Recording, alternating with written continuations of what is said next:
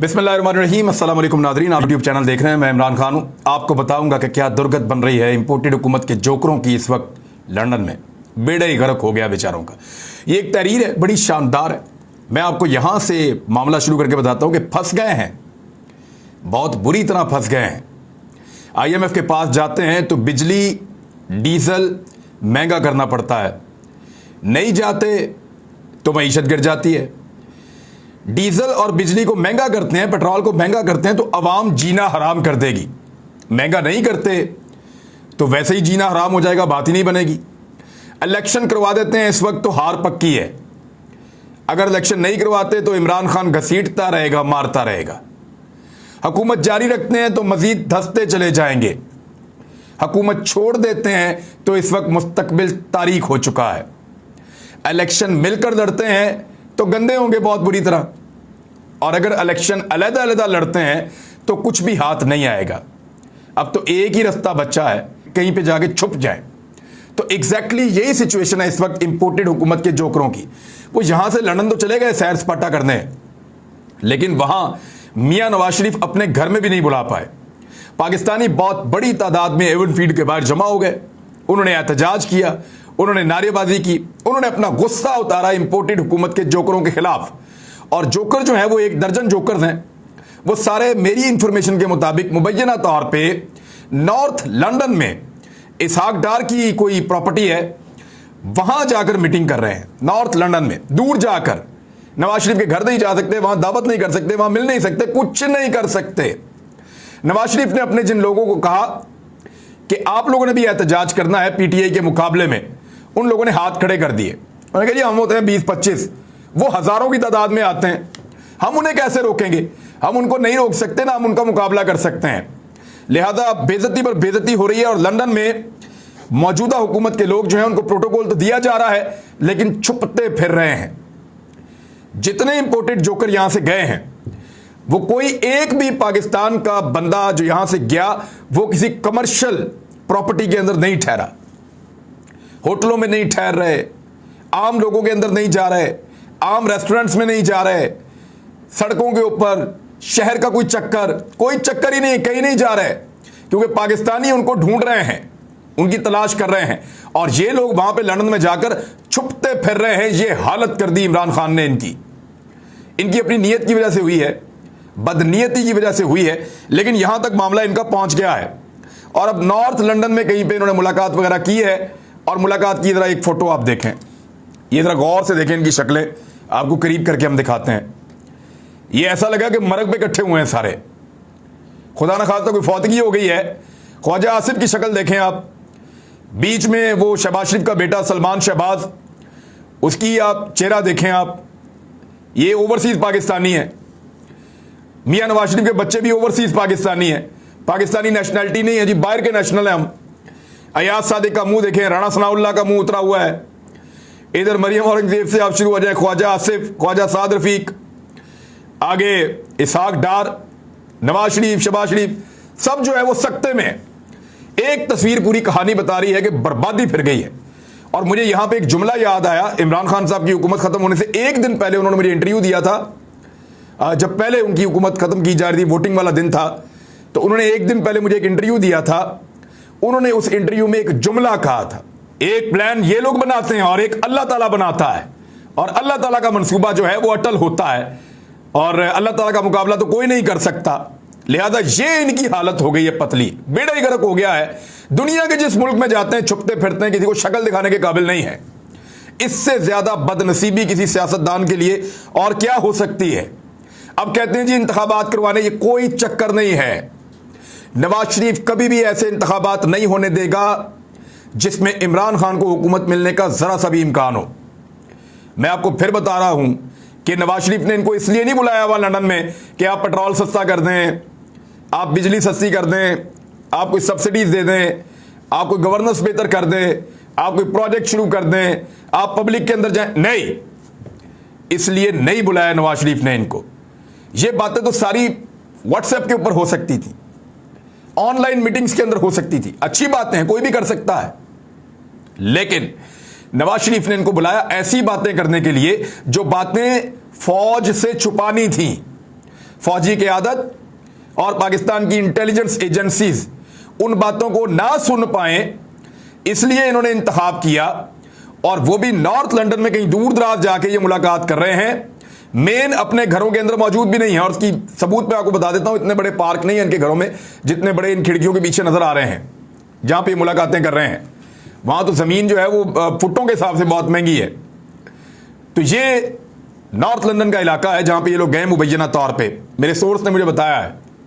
अब ये छुपते फिर रहे हैं, और मंसूबा ये नहीं है कि पाकिस्तान को बेहतर करना है या पाकिस्तानियों के हालात बेहतर करने और कोई अपनी लोगों के दरमियान अपने लिए कोई गुंजाइश पैदा करनी है, नहीं।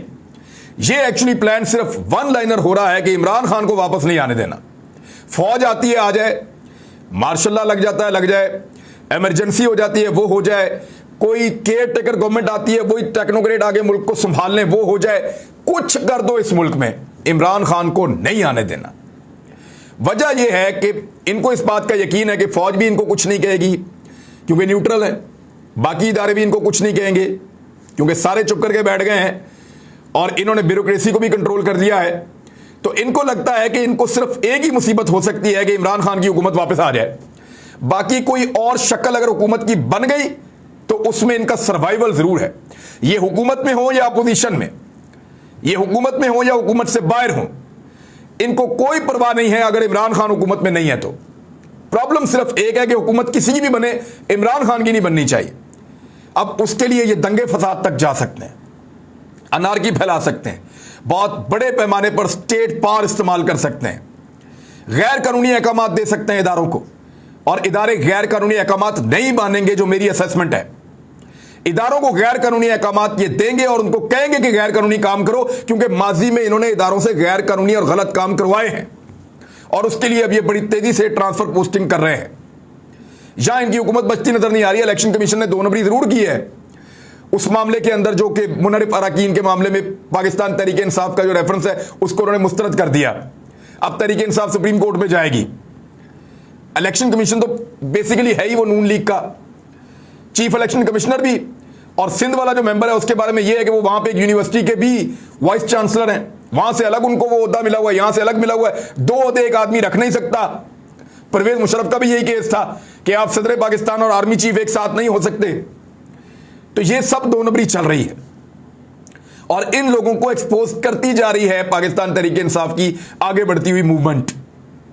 अब इंतखाबात ये नहीं करवाना चाह रहे, और इंतखाबात सिर्फ एक सूरत में करवाना चाह रहे हैं कि इमरान खान वजीर आज़म पाकिस्तान वापस ना बने। उसके लिए इलेक्शन कमीशन को इस्तेमाल करके पाकिस्तान तहरीक इंसाफ को नाअहल करने की और पूरी पार्टी को फारिग करने की भी कोशिश करेंगे। ये किसी भी लेवल तक जाएंगे, दंगा फसाद करवा सकते हैं, झगड़ा करवा सकते हैं, मुल्क के हालात को खराब कर सकते हैं। इन्होंने फौज को अवाम से लड़ाने की साजिश की है। यानी कल तक ये कह रहे थे कि इमरान खान ने ऐसा इशारा दिया जिससे फौज की बदनामी होगी। इमरान खान ने बताया नहीं भाई, तुम लोगों मीर जाफर मीर सादिक, मैं पिछले कई सालों से तुम्हें मीर जाफर मीर सादिक कह रहा हूं, बिला वजह अपने गले का तौक उतार के आर्मी चीफ के गले में ना डालो। उनको नहीं मैं कह रहा, मैं तुम्हें कह रहा हूं कि तुम लोगों मीर जाफर और मीर सादिक। इमरान खान साहब ने कल क्लियर किया, बिल्कुल क्लियर किया उन्होंने। लेकिन आज फौज के जर्नैलों के ऊपर जैसी तनकीद इन्होंने की है, यानी पहले तो आप ये देख लें कि जो स्टेटमेंट है ख्वाजा आसिफ का बीबीसी को इंटरव्यू में कि इमरान खान अपनी तरीके से अपनी मर्जी का आर्मी चीफ लाना चाहता था, लेकिन साथ ही अगले सांस में कह रहा है कि वजीर आजम का ये इख्तियार है जिसको मर्जी आर्मी चीफ बनाए। भाई ये क्या बकवास है, ये क्या बात हुई? ये तो आप लोगों को बेवकूफ बना रहे कि शहबाज शरीफ वजीर आजम है तो जिसको मर्जी आर्मी चीफ बनाए, इमरान खान वजीर आजम है तो हमें लगता है कि वो फलां को बना देगा, लिहाजा इमरान खान को हटा दो। फौज को कंट्रोवर्शियल कर दिया ख्वाजा आसिफ के स्टेटमेंट ने। वो पाकिस्तान का वजीर दिफा है और वो ये कह रहा है कि इमरान खान को इसलिए निकाला गया कि क्योंकि इमरान खान अपनी मर्जी का आर्मी चीफ लाना चाहता था। फौज को इससे ज्यादा गंदे तरीके से पाकिस्तान की घटिया सियासत में कोई और नहीं घसीट सकता जैसा घसीटा है वजीर दिफा ख्वाजा आसिफ ने। देख लें आप, इस स्टेटमेंट का मतलब निकाल लें। किसी बच्चे से, अंडर मैट्रिक बच्चे से आप पूछे क्या कह रहा है, तो वो यही कहेगा कि इमरान खान चाहता था कि आर्मी चीफ वो बनाए, लिहाजा इनको पसंद नहीं था, लिहाजा एक ऑपरेशन हुआ, इमरान खान को निकाल दिया और अब शहबाज शरीफ जिसको चाहेगा आर्मी चीफ लगा देगा। तो असल मामला ये था कि आर्मी चीफ किसको लगाना है। पूरी फौज को कंट्रोवर्शियल कर दिया, एक बड़ी तैनाती को कंट्रोवर्शियल कर दिया। और किसने किया? ख्वाजा आसिफ ने, जो इस वक्त पाकिस्तान का वजीर दिफा है। ये कुछ भी करेंगे, इमरान खान को वज़ीर आज़म बनने से रोकेंगे। और वहां पर बैठकर लंदन में ये लोग हुकूमत चला रहे हैं, वो लोग जो ओवरसीज हैं। ये सामने जो लोग बैठे हुए हैं, नवाज शरीफ के बच्चे कौन हैं, इन मीटिंग्स के अंदर मौजूद रहते हैं, ओवरसीज हैं। शहबाज शरीफ का बच्चा कौन है, ओवरसीज हैं। ये सारे जो ओवरसीज लोग हैं, ये सारे लोग जो पाकिस्तान से भागे हुए हैं, ये वहां बैठकर पाकिस्तान की हुकूमत तो चला सकते हैं, पाकिस्तान के बारे में बड़े बड़े फैसले तो कर सकते हैं, लेकिन ओवरसीज पाकिस्तानी वोट नहीं डाल सकते। फिटे मुंह आपकी ऐसी समझ के ऊपर और आपकी ऐसी अकल के ऊपर। यानी ओवरसीज पाकिस्तानी जब वोट का हक मांगे तो जरदारी और नवाज शरीफ कहे नहीं, उन्होंने की पता, वो वोट नहीं डालेगा। और तुम ओवरसीज बाहर बैठ के पाकिस्तान के फैसले करो तो बिल्कुल ठीक है। यानी आपने अपनी पाकिस्तान की आधी सियासत, जब भी आप हुकूमत में नहीं हुए, आपने जाके ओवरसीज बाहर बैठ के की है। आप बाहर से बैठकर पाकिस्तान के मुस्तकबिल के फैसले करें, वो ठीक है, लेकिन ओवरसीज पाकिस्तानी जो वहां मेहनत और मजदूरी करने के लिए गए हैं, लूट मार करके नहीं गए, वहां से पैसा कमाकर पाकिस्तान भेजते हैं। आप लोगों की तरह यहां से लूट कर मनी लॉन्ड्रिंग करके बाहर नहीं भेजते। वो जो ओवरसीज पाकिस्तानी है, जब वो अपना वोट डालना चाहे तो आप कहें उनको क्या पता, उनको हक नहीं देना, कीड़े मकोड़े हैं। ये ओवरसीज पाकिस्तानी आपसे बदला लेंगे। कैसे लेंगे मैं बताता हूं। 90 लाख ओवरसीज पाकिस्तानी हैं, उनमें से 80 लाख से ज्यादा इमरान खान के वोटर्स हैं। जब आप उनको वोट नहीं डालने देंगे ना, तो वो पाकिस्तान में हर ओवरसीज पाकिस्तानी कम से कम 2 लोगों को जरूर मजबूर करेगा कि वो उनकी मर्जी के मुताबिक वोट डालें। याद रखिएगा मेरी बात, ये ओवरसीज पाकिस्तानी अगर खुद वोट ना डाल सके तो ये डबल वोट डलवा देंगे अपनी मर्जी की पार्टी को। ना सिर्फ ये पैसा खर्च करेंगे, बल्कि अपना इन्फ्लुएंस खर्च करेंगे, अपना ताल्लुक लगाएंगे और लोगों को कायल करेंगे कि उनकी मर्जी की पार्टी को जाकर वोट डालो। अब हर ओवरसीज पाकिस्तानी की जिम्मेदारी है कि वो अपना एक वोट तो नहीं डाल सका, लेकिन वो 2 से लेकर 5 तक वोट पाकिस्तान के अंदर डलवाए, अपने रिश्तेदारों के, अपने बहन भाइयों के। यही बदला है और यही बदला इनसे लिया जाना चाहिए। उधर पाकिस्तान पीपल्स पार्टी और पीएमएलएन के दरमियान दरार आ गई है। कैसे आई वो भी आपको बता देता हूं। नवाज शरीफ की जरदारी साहब से बात हुई है और नवाज शरीफ साहब को पता चल गया कि बेड़ा ही गर्क हो गया है नवाज शरीफ का भी और उनकी पार्टी का भी, और सारी मेहनत जाया हो गई है। अब वो ये कहते हैं कि करना क्या है। जरदारी साहब कहते हैं जी ये चीज करो, ये चीज करो, ये चीज करो। नवाज शरीफ कहते हैं कि फंस जाएंगे, बर्बाद हो जाएंगे, कुछ पल्ले नहीं रहेगा, आपका तो कुछ नहीं जा रहा, आप तो सिंध में हुकूमत बना लेंगे। जरदारी साहब अड़ गए हैं कि फौरी तौर पर इंतखाबी इस्लाहात करवाएं और फिर आप इंतखाब करवा दें। नवाज शरीफ को इस बात का शक हो चला है कि जरदारी ने जैसे इनको इस हुकूमत में फंसाया है, वो अगला इंतखाब भी इनसे लड़वा देगा और इमरान खान पाकिस्तान का वजीर आजम बन जाएगा। यहां से दरार शुरू होती है। कादर मंदोखेल ने एक स्टेटमेंट दिया है कि मैं जीतने वाला हूं, मुझे पिछले बेंच पे बैठा दिया है, वो जो हारने वाला था उसको वजीर बना दिया है। यानी ये बड़ा जूमानी जुमला है और अब तनकीद शुरू हो गई है। जरदारी ने एक बड़ा जबरदस्त पत्ता खेला जानबूझकर। उन्होंने स्टेटमेंट दिया, फैज हमीद बेचारा वो तो खुड्डे लाइन है।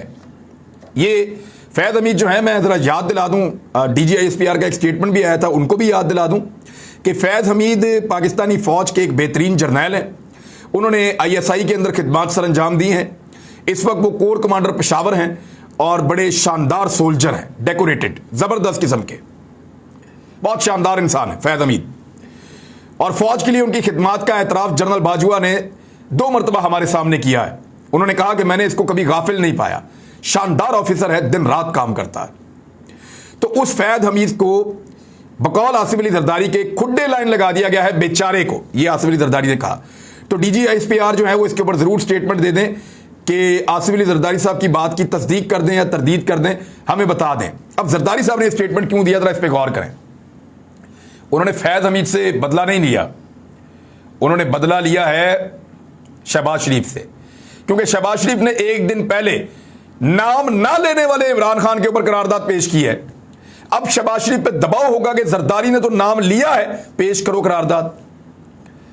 तो शहबाज शरीफ फंस गया, बहुत बुरी तरह फंस गया, क्योंकि पीपल्स पार्टी को नाराज करते हैं। अब देखें ना, इमरान खान ने नाम भी नहीं लिया, आपने जनाब करारदाद पेश कर दी। जरदारी ने नाम ले लिया, अब आप पेश करें ना करारदाद, करें ना मुजम्मत। PMLN वाले कभी मुजम्मत नहीं करेंगे, हुकूमत गिर जाएगी। तो इनको आसिफ अली जरदारी ने उल्टा फंसा दिया है। ख्वाजा आसिफ का स्टेटमेंट मैंने आपको बता दिया, तस्वीर आपने देख ली कि इनके मुंह लटके हुए हैं। एक चीज मैं आपको और बता दूं कि एक तासुर फैलाया जा रहा है कि शायद इमरान खान साहब ने जो नंबर ब्लॉक किए थे वो अनब्लॉक कर दिए हैं, सूरत हाल रिजॉल्व हो गई है, कुछ मुलाकातें शुरू हो गई हैं और उसकी वजह से लंदन के अंदर ये हलचल है और नवाज शरीफ साहब अब एक नया प्लान बना रहे हैं। नहीं, ऐसा नहीं है, ये सिर्फ लॉलीपॉप दिया जा रहा है। जो लोग जो काम कर रहे हैं फोकस्ड होकर करें। कब्जा अभी तक नहीं छूटा, बल्कि गिरफ्त उनकी अभी भी मजबूत है। पाकिस्तान के ऊपर कब्जा हो गया है एक रिजीम चेंज ऑपरेशन के जरिए से। यह कब्जा छुड़वा के इस मुल्क को इलेक्शन के अंदर लेकर जाना है, फिर लोग फैसला करें, जिसकी भी हुकूमत आएगी हम उसको वेलकम करेंगे। हमारा, अगर बहुत सारे पाकिस्तानी मेरी तरह सोचते हैं जिनका किसी पॉलिटिकल पार्टी से ताल्लुक नहीं है, तो वो ये कह सकते हैं कि पाकिस्तान पर कब्जा हो गया है, कब्जा छुड़ाएंगे, इलेक्शन में जाएंगे, जो आएगा उसको वेलकम करेंगे। एग्जैक्टली यही होना चाहिए। तो ये लॉलीपॉप खबरें हैं, इनके ऊपर आप ना जाएं। मरियम नवाज साहबा की सिक्योरिटी बढ़ा दी गई है क्योंकि उनकी हुकूमत है। अब पुलिस के अलावा उनको फौज की सिक्योरिटी भी मिल जाएगी, रेंजर्स की। और जो दिन रात फौज को बुरा भला कहती थी, अब फौज की सिक्योरिटी लेकर फिरा करेगी। कमाल काम कर दिया है मरियम नवाज के लिए इन लोगों ने। और जो सिक्योरिटी दी जा रही है वो बतौर नायब सदर मुस्लिम लीग दी जा रही है। नायब सदर मुस्लिम लीग, ये सिक्योरिटी दी जा रही है मरियम नवाज को। एक खबर जाते जाते सुनाऊं जो मुझे बहुत बुरी लगी, इसके ऊपर डिटेल में काम करेंगे कि ये जो यकसा निज़ाम तालीम का इमरान खान साहब ने ख्वाब देखा था और उसके ऊपर इंप्लीमेंट कर रहे थे, उसको मौजूदा हुकूमत ने आने के बाद रोक दिया है। डिटेल आपको बताऊंगा। अब तक के लिए इतने, अपना ख्याल रखिएगा, अपने इस चैनल का भी। अल्लाह हाफ़िज़।